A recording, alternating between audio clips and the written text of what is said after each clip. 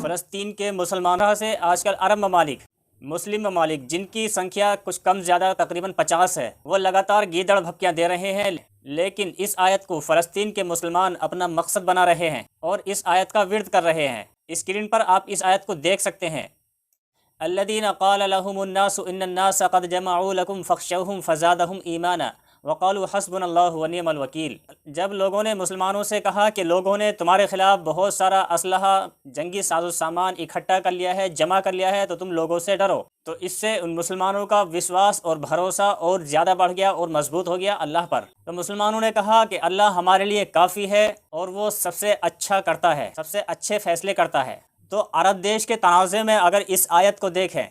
فلسطینی مسلمانوں نے اس آیت کی جو آخری آیت ہے، نعم المولا و نعم النصیر، اللہ وہ سب سے اچھا ہمارے لیے فیصلے کرتا ہے، سب سے اچھا کرنے والا ہے، تو یہ ہتھیاروں کا اور دنیا کی سب سے بڑی طاقتیں امریکہ اور برٹین اور دوسرے یورپین کنٹریز جو اسرائیل کے سمرتھن میں ہے، اور دنیا کا سب سے شاندار اسلحہ جو سب سے پاورفل اسلحہ ہوتا ہے وہ اسرائیل کو مل رہا ہے۔ لیکن ان تمام ہتھیاروں کے باوجود جس طرح سے غزہ پٹی میں قہر برپا ہے اور قیامت کا منظر ہے، ہر طرف تباہی تباہی بکھری پڑی ہے، چاروں طرف تباہی پھیلی پڑی ہے، اس کے ان تمام کے باوجود فلسطین کے مسلمان ڈٹے ہوئے ہیں اور ایک کے بعد ایک اپنے بچوں کو اللہ کی یاد دلاتے ہیں، اور ایک کے بعد ایک اپنے بھائی کو، اپنی بہن کو، اپنے والد کو، اپنی ماں کو، اپنے چاچا کو، اپنے تایا کو، ایک کے بعد ایک اپنے رشتہ داروں کو کھو رہے ہیں۔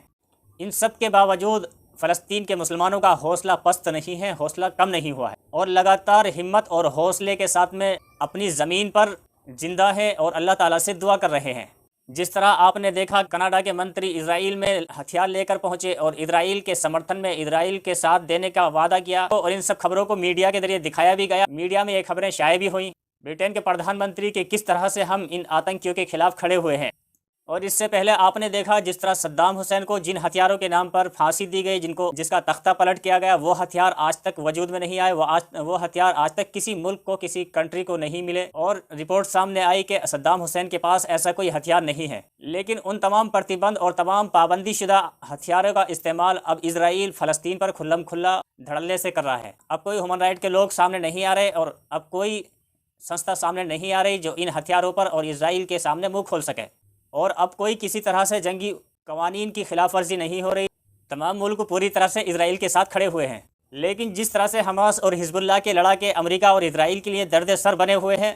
تو کہیں نہ کہیں نقصان تو دونوں طرف سے ہو رہا ہے، جس کی وجہ سے اسرائیل کے اندر کئی شہروں کو خالی کرایا جا رہا، وہاں کے رہنے والے لوگوں کو دوسری جگہ بسایا جا رہا ہے۔ تو یہ تمام اس لیے چل رہا ہے کیونکہ درد سر بن چکا ہے اسرائیل کے لیے حماس اور حزب اللہ۔ اسرائیل اور حماس اور حزب اللہ کے یدھ کے بارے میں آپ کی اپنی کیا رائے ہے، کیا وچار ہے، نیچے کمنٹ سیکشن میں لکھ کر ضرور بتائیں۔ اگر چینل پر نئے ہیں سبسکرائب کر لیں۔ اگر میری یہ جانکاری آپ کو اچھی لگی ہو تو اپنی یار دوست، فیملی، پریوار کے اندر شیئر بھی ضرور کریں۔